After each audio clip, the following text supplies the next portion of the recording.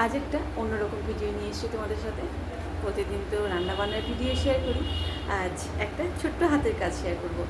তো এই প্রথম বানিয়েছি, জানি না কেমন হয়েছে, তোমাদেরকে বলবে কেমন হয়েছে। এই যে দইয়ের ভাতটা রং করেছি গাছ লাগাবো বলে। কেমন হয়েছে জানিও তো। ভাবছি গাছ লাগাবো, ভিডিও করার সময় এরকম একটা মাটির টব থাকলে দেখতে বেশ ভালো লাগবে না। এই যে ভিতরটা ফুটো করা হয়নি, তো এটা এইভাবেই থাকবে। আমার তো ভীষণ ভালো লাগবে, কি কিউট লাগছে দেখতে।